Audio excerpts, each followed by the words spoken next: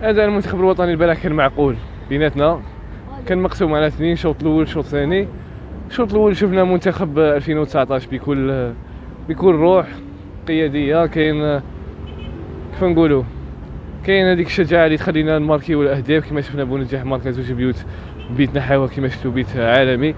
كاين محرز ما كاينش اداء معقول. ما الشوط الثاني المنتخب رقد، الاستهزاء بالخصم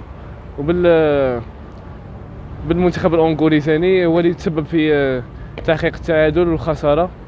ماشي خساره، هي في الحقيقه خساره، خسرنا زوج نقاط مهمين في هذه الكاس. وان شاء الله بالماضي يحسن من المجهودات تاعو، يحسن التشكيله الاساسيه هذه ويبدل. قادر عمورة يصنع الاضافه لاجواء اللاعب ومنه، ونقدروا نتمنوا لهم غير التوفيق. نتوقع من بالماضي حيبدل بزاف امور في التشكيله الاساسيه، كما حيبدل من ناحيه محرز وعمورة. قادر يدير تبديلات من ناحيه وسط الميدان، كما شفنا بالطالب كان شويه اداء رديء. ما نقدرش نقول لك، نتوقع ان النتيجه تكون مربحه ان شاء الله، مادام الجو ما يساعدناش. اختاروا وقت غير مناسب ثانيه زوالا، ما نقدرش نقول لك. حنا نتمناو الفوز ونخليها على ربي ثم على بالماضي. السلام عليكم. الماتش تاع البارح نقولوا الميطون الاول اداء شوي شباب، داروا اداء تاع كما لعبنا المكسيك وقدامنا، لعبوا مليح.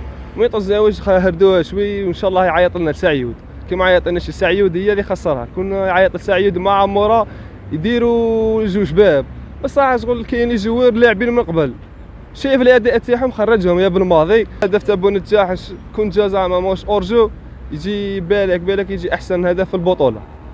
وبونجاح دار اداء شباب البارح وعيا شغل الرطوبه وكذا كي تعرفي كو ديفوار ليسونسيال. ان شاء الله نربحوها. زير تيوب، أول قناة إلكترونية في الجزائر.